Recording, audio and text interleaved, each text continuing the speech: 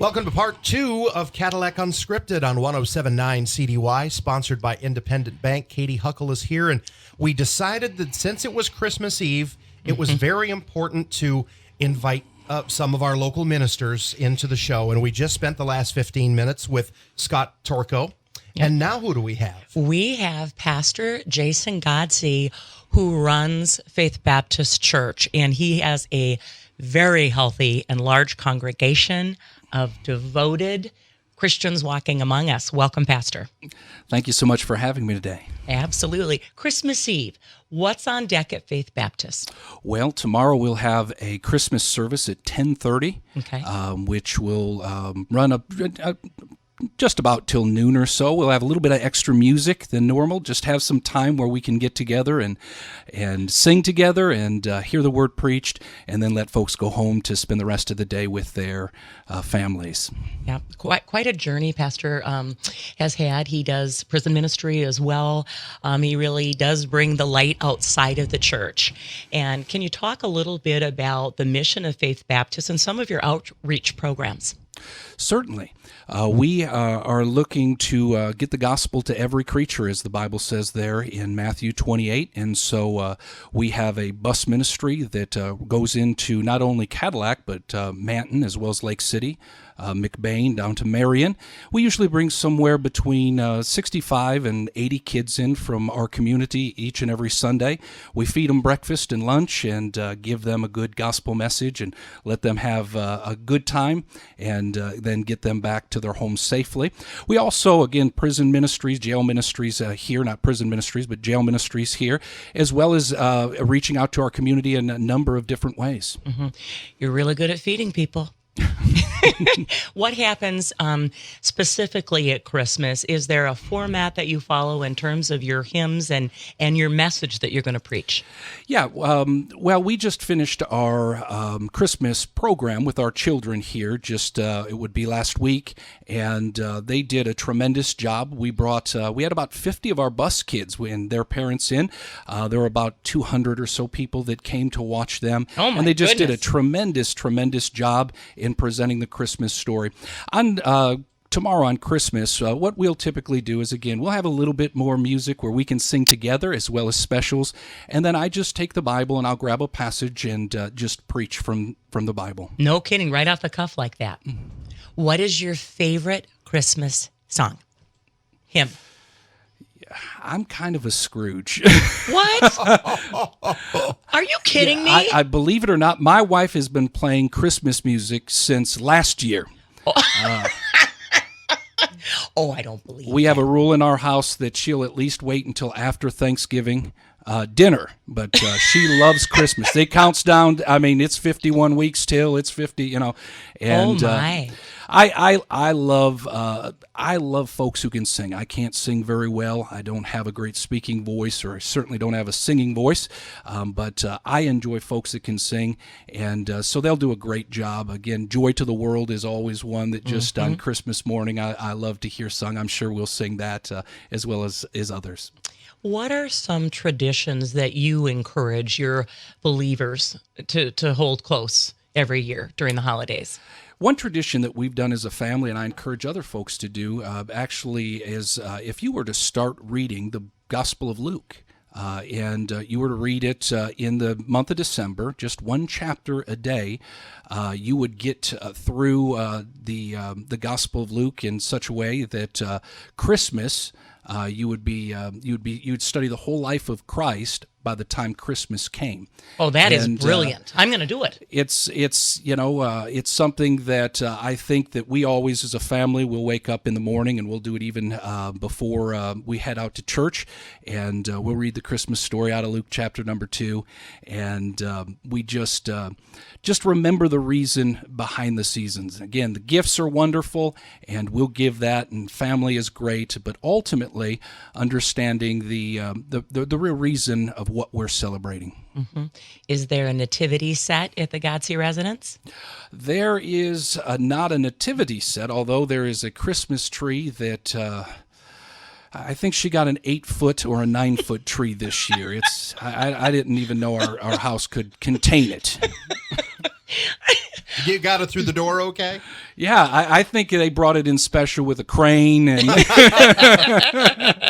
she was running out of things. It was so wide. We cut our own tree every year. It's something that we do together, and so we did it, and we got it in the house, and I went, that looks so much smaller out in the field than it did in the house. Oh, my goodness. Can we talk about the church? Can we talk about Faith Baptist, the congregation, the health of the church? How's it going post-COVID? Yeah, we actually stayed open most of COVID and allowed folks to make a decision on their own health and their own risk, make their own risk assessment. Mm-hmm. And so we did not take the hit that most churches, that we're hearing most churches took. In fact, looking at the end numbers this year, we're up just a little bit than we were last year at this time. Awesome. Our bus ministry was down a little bit, but that goes that way. But our congregation has stayed steady and even about up 15% ahead compared to number-wise than last year. And most churches are shrinking. So that's says a lot about your ministry, Jason. I think it goes I would give this. It's not so much me or my ministry. I think we have a good God, and I have a group of folks that are just workhorses. They really believe that the Bible teaches that we have a responsibility to reach every creature. And that doesn't mean every creature will accept, but we want to give them the opportunity to trust Christ and begin a relationship with Him. And so whether it be door to door, through buses, or in prisons, or at shelters or nursing homes, we want to be able to present Christ. You bring the church to the people, Pastor. You do.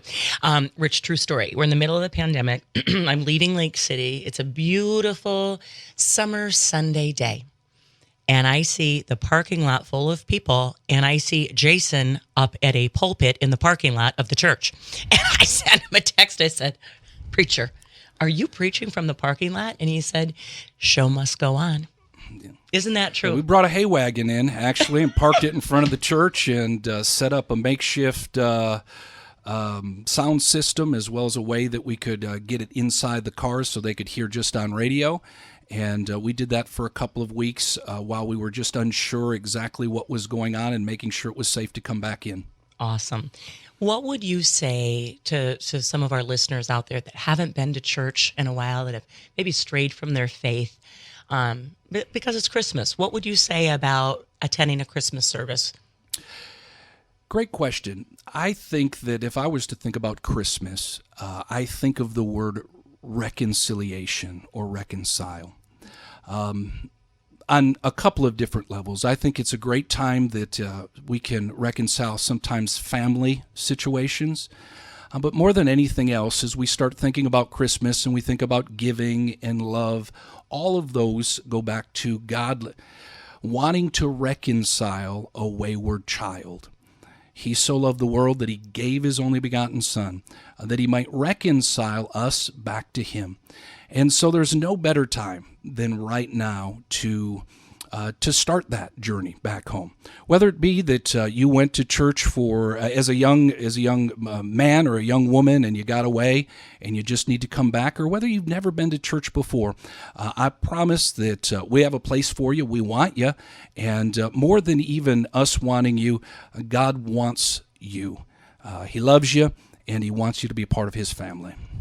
I can tell you, Jason, I spend my days at the Wexford Misaki Career Technical Center in the digital media production program, and I don't know what it is about the creativity that's involved in our class and kids from broken homes that are seeking to escape realities by coming to our program, but so many kids are lost today. They don't have any clue. They've either been unchurched from the beginning or were churched for a while and left it. How do we spread that word? Yeah, I think you're absolutely right. I think we live in sometimes a post-Christian world. There was a time where you'd knock on a door and they'd have a family Bible or at least know a couple of verses or heard the Bible stories. And I think we're coming now, even in our community, which tends to be a little bit more religious, to a place where folks just scratching their head and said, I've never heard of that before. What we have done is we have a teen ministry. I have a pastor just for our teenagers. We usually have somewhere between 20 and 30 teenagers that will come 3 times a week, along with a number of different activities. And we find a way to build a relationship and some influence with them so that then we can give the gospel. I do not think that... Folks, it's really true. Folks don't care how much you know until they know you care. And if we can let those teenagers know that we love them, we care about them, before we start trying to give them the Bible or different principles, that's a huge, huge help. You have to build a relationship first. Absolutely. Yep. Yep, they know you care. How does that go again, Pastor? Folks don't care how much you know until they know how much you care. Well, amen to that. Absolutely. Absolutely. Well, we've got about 4 minutes left, Katie. So, Okay, I want to talk about what's on deck. What will 2023 bring for Faith Baptist? We're really excited about 2023. We're, again, as always, we're looking to reach our community in new ways. We are starting a new teen bus route so that some of our teenagers, especially our young teenagers that maybe aren't able to come or parents don't come, we'll go and pick them up, bring them here. We'll have a large teen rally this year at the end of the year where hopefully we'll have teens from across the state. Probably last year we had about 150 or so. We're shooting for 200 and beyond. Teenagers from across the state in different churches will come and be preached to, have games, etc. We're excited as a congregation. We hope to find different ways digitally as well as Facebook Live, other things streaming to get the gospel out into our community, as well as just reaching people one by one. Mm-hmm. Amazing. And that's how you do it, one by one. Absolutely. And these kids that he's picking up on buses, what was sort of left unsaid here is it may be mom and dad have never gone to church. Mm-hmm. And so I would bet that you start seeing parents of kids who come home and talk about your message of hope, and all of a sudden mom and dad show up in church. Does that happen? There are a number of folks. In fact, the goal is, although it's a little bit backwards, sometimes we want the parent, obviously, and then bring their family, but sometimes it's by reaching the kids that ultimately we're able to get the families in. We had probably 50 parents that had never been in church to come and watch their kid in a Christmas pageant that, again, now we'll be able to follow up on. There is a little bit of a connect now in that they've come to our church. They know we don't bite, and we want them there. And we'll go back and visit them. We'll follow up on them. We'll stay. In their lives and see how we might be able to be a help and a blessing to them. You have to start a relationship somehow, somewhere. Yeah, absolutely. Pastor, Merry Christmas. And Merry Christmas to your entire team and your flock at Faith Baptist. Merry Christmas. God bless you, folks. I will tell you, by the way, yes, Katie Huckle, 150th show today. Up top. This is our 150th show together. Oh, my goodness. And we'll be celebrating our third anniversary of the show in 2 weeks. Oh my goodness. It's been such a pleasure and a privilege. I love the fact that we can scratch our radio itch together with guests like Jason Godsey. Thank you for coming today. Thank you. Cadillac Unscripted is sponsored by Independent Bank. Next week, more local chat, same time, same station, 107.9 CDY. This is Cadillac Unscripted on 107.9 CDY. It's sponsored by Independent Bank. Every week we talk about things, positive things going on in the community, people making a difference. And we're going to be talking, since this is Christmas Eve. Merry Christmas, Rich. Day of the show. Merry Christmas to you, too. So who do we have here for the first segment of our show? Okay, we have Pastor Scott Torkko from Zion Lutheran, a very large congregation, a big flock. Isn't that right, Pastor? Yeah, I mean, we do okay. Yeah, that's right. Yeah. So tell us what's new, and tell us first what's new, and second, what's on deck for Christmas Eve at Zion Lutheran. All right. What's new? I mean, worshiping without so many concerns about COVID is new. Good. And we are grateful for that. Lots of movement within congregations as we came out of COVID.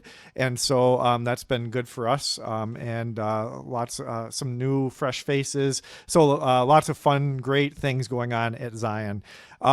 So Christmas Eve. Yes. So Christmas Eve we'll have two services, 5:30 and 7:30.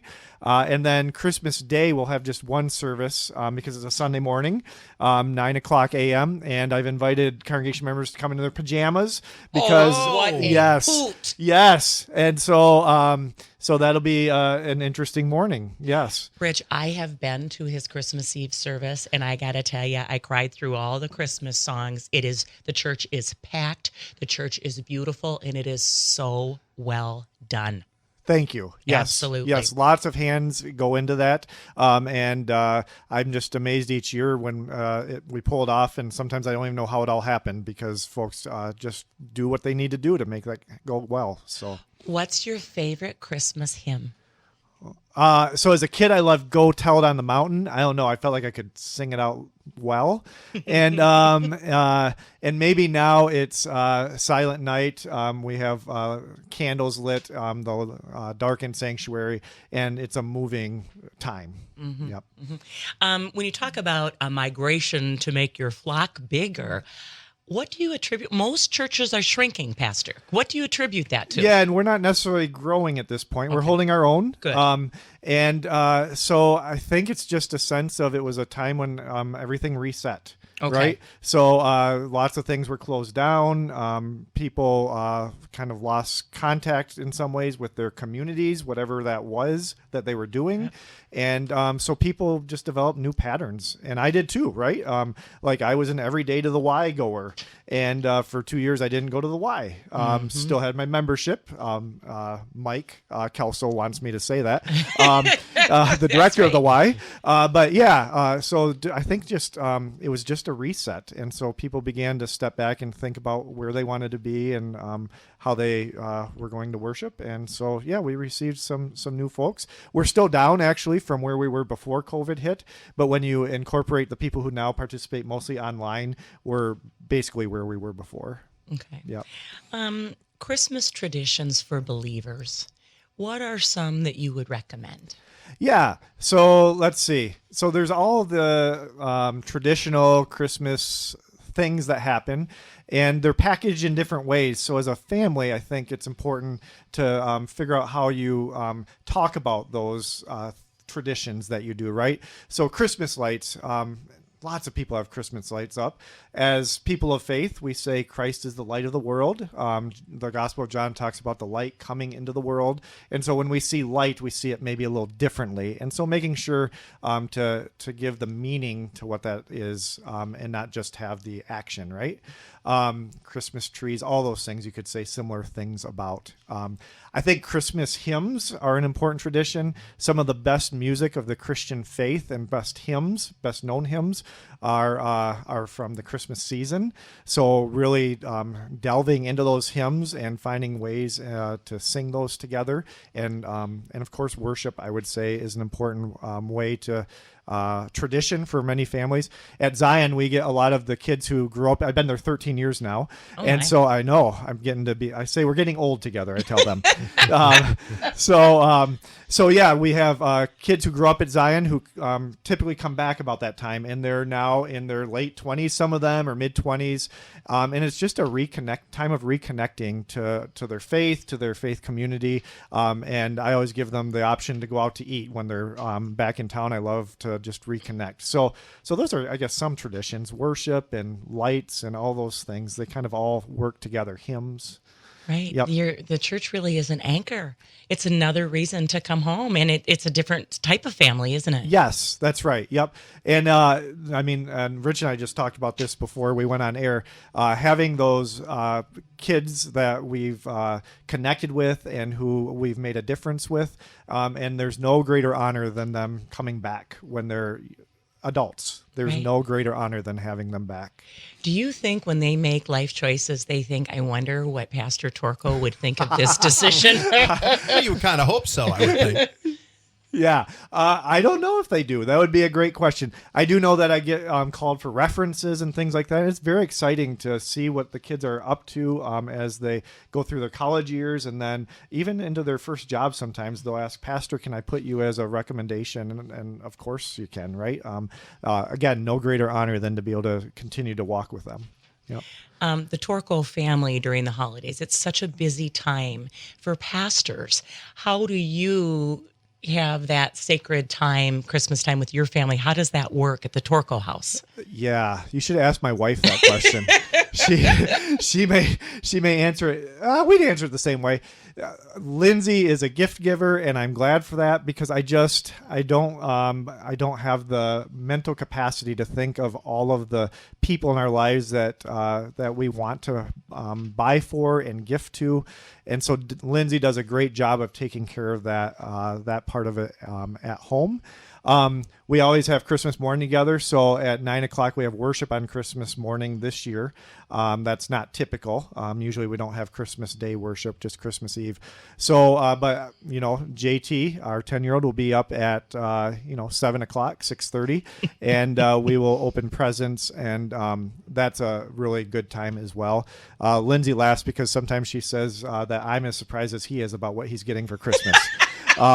So, it's just an honest thing. That's just where we're at. Mm-hmm. But then leading God's people in worship is the way that I have my sacred time. It is such a gift to stand in front of the congregation anytime we're worshiping, but particularly on major holidays. And I'm often standing at the altar just thinking how incredibly blessed I am to be doing what I'm doing, and looking out and seeing people now many of whom I've spent 13 years with, and seeing them come Sunday after Sunday, season after season. There's just something deeply heartwarming about that, and particularly on days like Christmas Eve. You have such a talent with connecting with people in ways I don't even think you know. And I'm going to give you an example. 2 Christmas Eves ago, my best friend had a very serious neck surgery at Munson in Traverse City. And the surgery had been delayed 7 times, and this woman was in really bad shape. And so I might have said I was a sister to get into the ICU to visit her. I might have done that on Christmas Eve. You might have, but you wouldn't do something like that. No. And of course, she is a platinum blonde, so you can imagine. And anyway, I decided to attend your candlelight service that evening. I'm going to get a little choked up. Your sermon was on waiting. Oh, yeah. And God's timing. And it's giving me the goosebumps, because she had waited so many times, and then we kept asking why.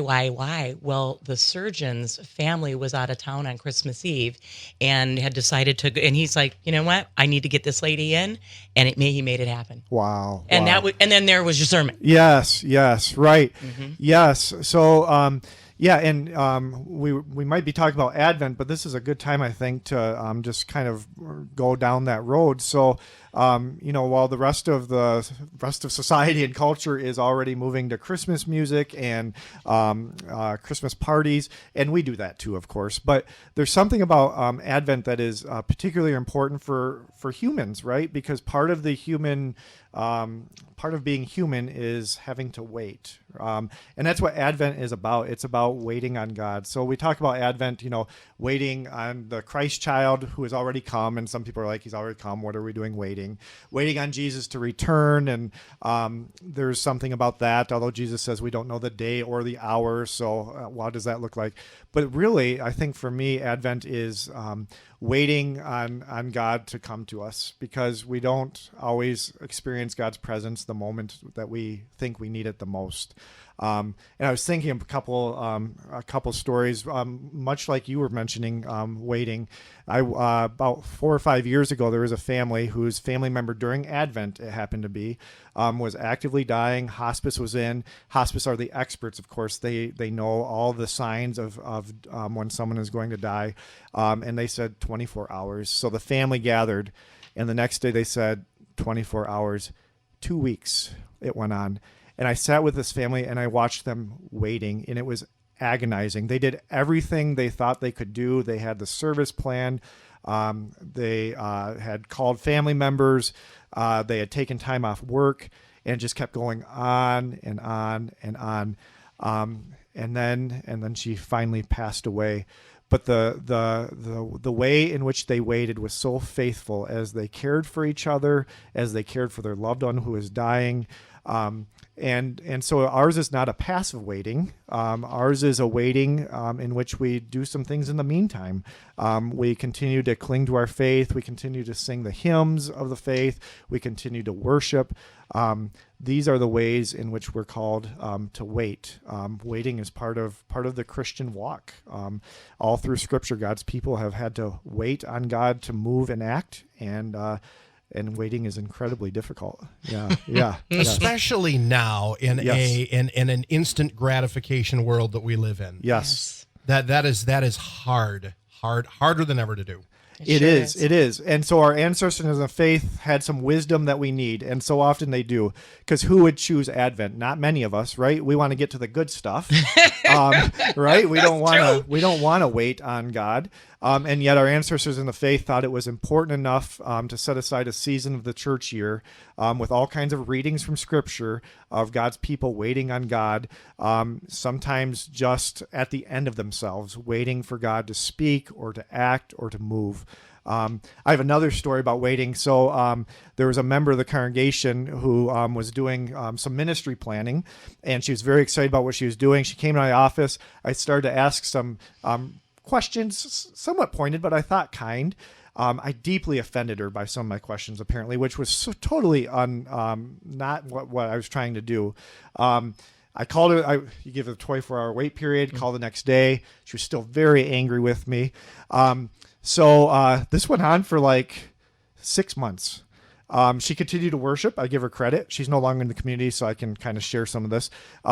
She continued to worship. She'd come through the lines. Sometimes she'd shake my hand. Sometimes she wouldn't. Oh, boy. She was pretty upset with me, but to her credit, she stayed connected to the congregation.